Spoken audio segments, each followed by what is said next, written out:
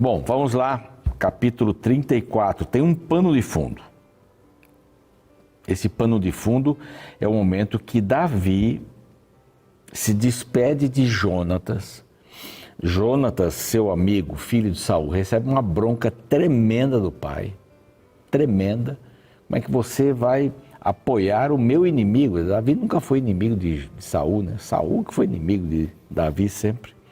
E depois deles se separarem, Davi vai para a casa de Aimeleque, é o sacerdote, em Nob, e ali ele conta uma história que não era muito verídica, saiu de lá correndo e foi para Aques, né? Para o rei de Gate. Gate eram sempre os inimigos aí de Israel, eles sempre sofriam muito e tal, havia muita perseguição e tal. E o rei Aques soube, através dos seus servos, que Davi estava lá. Eles viram Davi tentando se esconder na multidão. Não é esse que as mulheres cantavam, né? Saul matou milhares, Davi matou 10 milhares. É ele, vamos prendê-lo. E quando eles o prenderam, Davi começou a se fingir de louco. Babava, andava todo torto e chegou na presença de Aques, o rei de Gate. E ele disse, mas esse é Davi? Mas Davi está louco, Davi está doente. Não é mais um louco para a minha coleção de loucos aqui, né? Dispensem ele, joguem fora esse camarada. E ele se livrou de morrer na mão do rei de Aques, do rei Aques de Gate. Então é esse livramento, não é que ele considera um livramento por estar sendo perseguido pelo rei Saul, né? Ele vai fugindo, a história é mais ou menos essa por aí. E ele foi expulso lá. O título que a Bíblia Almeida revisada e atualizada dá é Provai que o Senhor é bom. Então Deus está sempre livrando. Davi tinha muitos inimigos, 40 anos como rei, tinha muitos inimigos. Gente que queria vê-lo morto, gente que achava que ele era injusto, gente que achava que guerra não era boa, que aquela... E assim por diante. Só que Davi expandiu o reino de Israel de uma maneira incrível, separou todos os materiais para que Salomão, seu filho, fizesse o templo. Ele que trouxe a arca, aquela preocupação toda. Davi nunca adorou outro Deus. E olha, foram pouquíssimos. Eu acho que foi só Davi que nunca adorou nenhum Deus, né? Ou nunca deu liberdade para que adorassem a Deus. Outros deuses, ele foi fiel a Deus. Mesmo caindo, foi fiel a Deus. Aí está talvez uma lição para a nossa vida, de sermos fiéis a Deus em todas as circunstâncias, todas as circunstâncias. Davi, o aluno aqui, né? É como se ele estivesse sendo o aluno e ele começa numa maneira bem didática aqui, buscar ao Senhor. Ele quer provar que o Senhor é bom. Mas ele faz pedidos também aqui, um misto de ação de graça, de pedido, como Davi vai fazendo, né? Às vezes ele dá umas ideias, Senhor, acaba com os meus inimigos, faz isso, aquilo. Não, mas o Senhor é que sabe o que deve fazer. Davi era cheio de ideias nesse sentido aí. A gente encontra aqui o primeiro verso dizendo, bendirei o Senhor em todo o tempo, e o seu louvor estará sempre nos meus lábios. Essa primeira parte aqui, que Davi proclama o que Deus fez por ele, é muito linda, não é? Eu vou bendirei em todo o tempo. Seu louvor estará sempre nos meus lábios. Isso é bem comprometedor, né? Porque quer dizer assim, eu vou louvar o Senhor em todo o tempo, quer dizer, na bonança ou na tristeza, na perseguição, na tranquilidade, na paz, na guerra, eu vou louvar a Deus em todo o tempo. Eu não seria um pouco hipócrita, você pode perguntar, se eu estivesse sempre dando graças a Deus? Perdi meu emprego, graças a Deus, eu louvo ao Senhor. Eu não seria um pouco hipócrita se fizesse isso? Bom, se você não vai louvar o Senhor, é melhor não falar nada mesmo, né? Que aí você poderia estar sendo hipócrita mesmo, só da boca para fora. Mas essa ligação com Deus que Davi possuía, mesmo com todos estes senões aí, mas ele foi chamado homem segundo o coração de Deus, ele andava com Deus. Ele nunca desprendeu a mão de Deus. Sabia que Deus era a base para a sua vida. E quando aqui diz, em todo o tempo, os meus lábios para sempre, a palavra aqui, o seu louvor estará sempre em meus lábios, quer dizer, na alegria e na tristeza. É tipo casamento, né? Na alegria, na tristeza, na juventude, na velhice, na pobreza, na riqueza, na doença, na saúde. Em qualquer circunstância da vida, quando o noivo fala esse voto, ele vai ficar ao lado da sua esposa e vice-versa. Ela vai ficar ao lado dele também.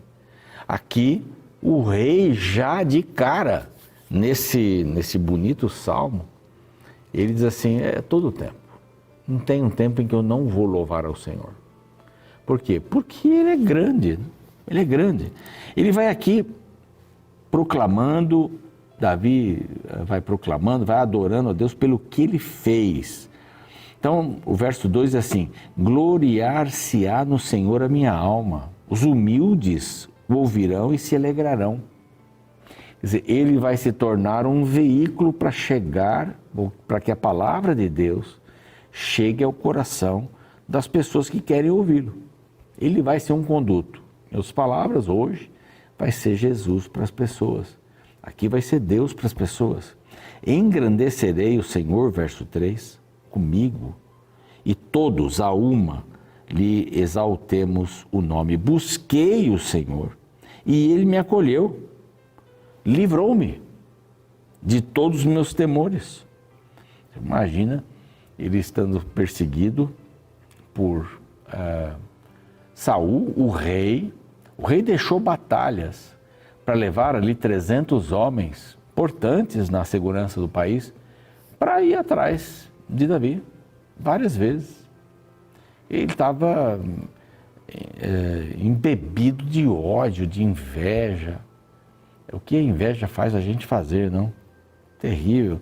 Ele vai ser o próximo rei? Não, não vai ser não. Quem vai ser é Jonatas. É esse. Não vou aceitar o que Deus fez. Olha, essa expressão é bem pesada aí. Busquei o Senhor e ele me acolheu. Ele me acolheu. Ele me acolheu lá no santuário, quando eu entrei, e deu um problemão danado lá para Elimeleque, um problema meio sério ali. Ele me acolheu quando eu passei por Gate, os inimigos. Ele não sabia para onde correr mais. E correu para os inimigos. Não fez nenhum pacto com eles aqui, mas correu para os inimigos. Aqui diz, contemplai-o e sereis iluminados, e o vosso rosto jamais sofrerá vexame. Por quê? Porque vai refletir o rosto de Deus. Quanto mais andarmos com Deus, mais parecido com Ele, vamos ficar. Quanto mais lermos a palavra de Deus, mais parecidos com a palavra vamos ficar. Clamou este aflito e o Senhor o ouviu e o livrou, verso 6. Esse parece ser o verso central aqui. Clamou este aflito e o Senhor o ouviu e o livrou. Para quem o aflito clamou? Então é uma pergunta importante. Para quem o aflito clamou? Para Deus. Para a pessoa certa. Como os salmos anteriores nós vimos, para aquele que está acima das tormentas da tempestade. É para esse que Davi clamou. É o único que pode ajudar. Todas as batalhas espirituais, Deus está ali para ser a rocha, para nos ouvir do seu santo lugar. E aqui vem aquele verso que tanta gente gosta, e eu gosto também. Verso 7. O anjo do Senhor acampa-se ao redor dos que o temem e os livra. Somente dos que o temem, porque eles acreditam. Então o anjo do Senhor, ele está acompanhando aqueles que temem a Deus. Mas aqueles que não temem a Deus são deixados ao léu? Não, é porque eles não ouvem. Qual é o pecado que a Bíblia fala sobre o Espírito Santo? O pecado contra o Espírito Santo é quando você não ouve mais a Deus. Não é Deus que não fala mais com você, é quando você não ouve mais. Esse é o pecado contra o Espírito Santo. O que é que Deus vai poder fazer por uma pessoa que não ouve mais? Então, se você junta esses dois versos, né? Clamou este aflito e o Senhor o ouviu e livrou de todas as suas tribulações. Com o anjo do Senhor acampa ao seu redor os que o temem e os livra. Com esse terceiro verso, que é o 8º, ó, provai e vede que o Senhor é bom, bem-aventurado o homem que nele se refugia. Esses são muito fortes. Davi estava saindo de uma situação bastante vexatória e ele foi liberto pelo Senhor. Que o Senhor nunca permitiu que Saul o encontrasse e o ferisse. Muito pelo contrário, Davi teve oportunidades de matar Saul e não o fez. Não é? É uma coisa muito bacana. Isso daqui. Provai e vede. Experimente o Senhor. Essa é a expressão. Experimente o Senhor. Provai e vede. É muito forte. Bem-aventurado o homem que nele se refugia. É lá. Eu estou mal, eu tenho pecados, eu tenho dúvidas, mas eu preciso me refugiar em quem? Em Deus. É muito forte isso. Temei o Senhor, vós os santos. Agora, Davi virou pregador aqui, né? Provai, vede e tal. Temei o Senhor, vós santos. Os que buscam o Senhor, final do verso 10, bem nenhum lhes faltará. Que bem. Aí você pode usar isso aqui para a teologia da prosperidade. Então eu vou ter muitos bens, vai ser maravilhoso, minha vida não vai faltar nada. Não, não é isso. Os bens que Deus pode dar para aqueles que se refugiam nele, para aqueles que se refugiam nele, são bens espirituais. Tem preço a paz? Não tem preço não. Vinde, filhos, escutai-me, refreai a língua do mal. Então aqui ele diz o que ele diz dos justos. Venham justos, apartem-se do mal. A palavra vem dizendo aqui, verso 14. Pratiquem o que é bom, procure a paz. Os olhos do Senhor repousam sobre os justos. Então aqui vai ter uma corrente, justos e ímpios. O que ele diz sobre os justos? É isso. Os olhos do Senhor repousam sobre os justos. Agora o verso 16 fala dos ímpios. Olha aqui.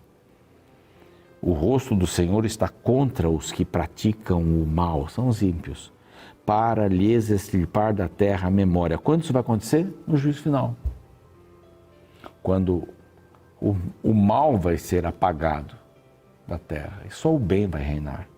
Aí volta para o justo. Verso 17, clamam os justos, o Senhor os escuta e os livra de todas as suas tribulações. Davi é o pregador aqui, né? Ele vem como pregador. Perto está o Senhor dos que têm o coração quebrantado, importante ter o coração quebrantado. Muitas são as aflições do justo, mas o Senhor de todos o livra. Preserva-lhe todos os ossos, nenhum deles sequer será quebrado. Isso tem aqui até uma analogia com João, quando nenhum dos ossos de Cristo foi quebrado e tal, tem aqui. Agora vem de novo para o ímpio. O infortúnio matará o ímpio, e os que odeiam o justo serão condenados. O Senhor resgata a alma dos seus servos, dos que confiam nele, nenhum será condenado. Confiar nele. Então essa jogada aqui nesse provai e vede, o Senhor é bom. O Senhor para o justo, porque ele quer, ele será salvo. O ímpio, porque ele quer, será extirpado da terra. O seu nome será extirpado da terra. É maravilhoso. Provai o Senhor. O anjo do Senhor acampa ao seu redor dos que o temem e os livra. Confie nisso. Confie nisso. O verso central que eu mencionei aqui, que foi: você exclamou este aflito e o Senhor o ouviu. Ele vai ouvir você e vai lhe dar a vitória espiritual. É isso que ele faz. Vamos orar? Pai amado, pedimos a tua bênção sobre este salmo que estudamos, que ele fique retido em nossa mente e que possamos, Senhor, provar da maravilhosa bênção que é a tua presença. Provar dela, não provar o Senhor, mas provar daquilo que o Senhor nos dá. Como justos, queremos ser justificados por Cristo. E, Senhor, desperta o coração daqueles que estão perdidos, para que também possam enxergar esse caminho iluminado até o teu reino, por Jesus. Amém.